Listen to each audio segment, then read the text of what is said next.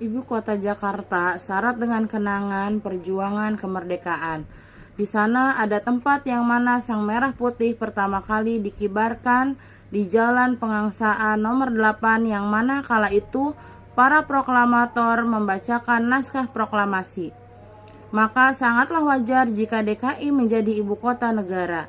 Tetapi sekarang pasca kemerdekaan sampai sekarang, urbanisasi dan kesenjangan sosial Jakarta semakin terlihat nyata. Itu bukan tanpa sebab, karena Jakarta selain ibu kota negara, di sana juga pusat perekonomian, perkantoran.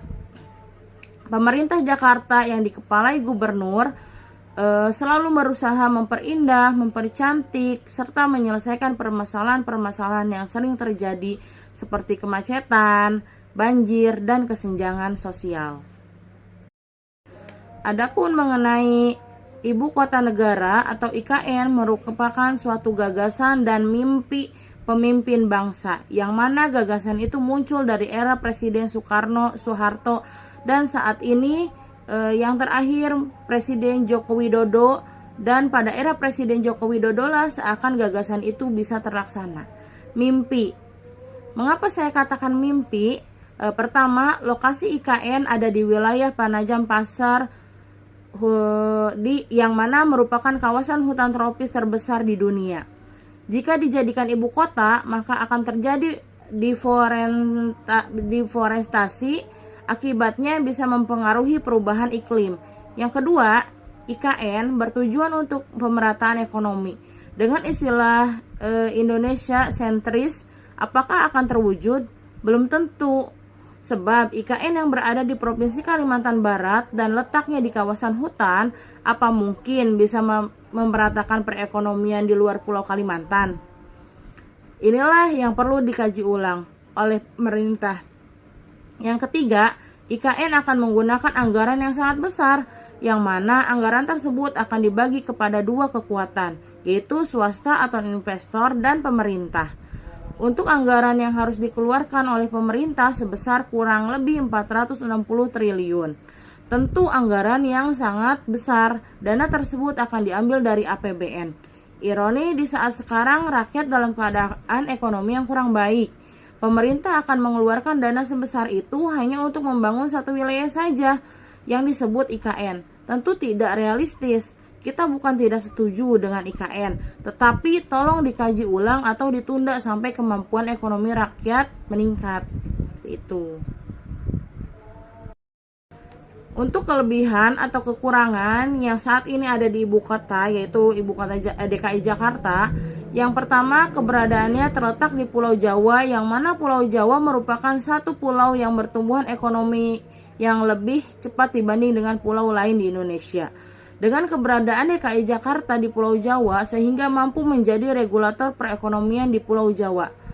Secara kultur, bidang pertanian Jakarta menjadi pusat perputaran uang di Pulau Jawa, karena pusat pemerintahan yang bisa lebih cepat mendapatkan regulasi dan birokrasi.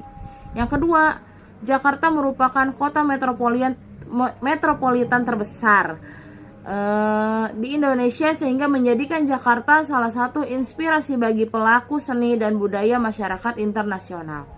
Adapun kekurangan, Jakarta merupakan hilir dari 11 sungai yang ada di wilayah Jawa Barat dan Banten, dan juga berada di pesisir pantai utara.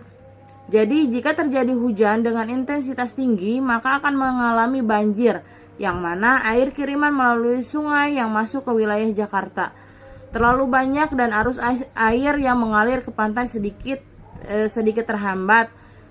Ketika permukaan air laut pasang, bahkan tidak hanya air laut saja yang pasang akan juga mengakibatkan banjir rob. Yang kedua, intensitas kendaraan baik yang masuk ke Jakarta atau juga melintas antar provinsi dari Jawa ke Banten atau sebaliknya akan berdampak pada kemacetan arus lalu lintas, maka akan mengakibatkan kesemrawutan arus lalu lintas dan juga polusi udara yang tinggi, sehingga mengakibatkan pencemaran lingkungan. Untuk IKN sendiri, kekurangan dan kelebihannya, jika kita berbicara perbandingan antara DKI dan IKN, untuk saat ini kita belum bisa melakukan perbandingan maksudnya, karena IKN masih dalam tahap pembangunan dan itu pun mengacu pada Undang-Undang Dasar IKN.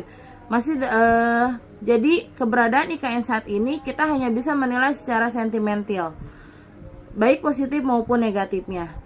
Sentimen positifnya, IKN merupakan gagasan besar yang mungkin akan berdampak besar pula terhadap rakyat Indonesia, khususnya bagian timur, karena keberadaan letak lokasi terutama dampak ekonomi.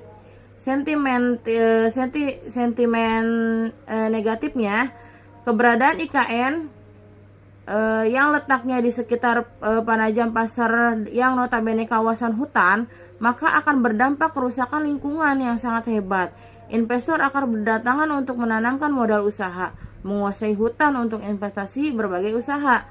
Urbanisasi akan intens secara masif berdatangan karena melihat peluang usaha dengan masuknya para investor.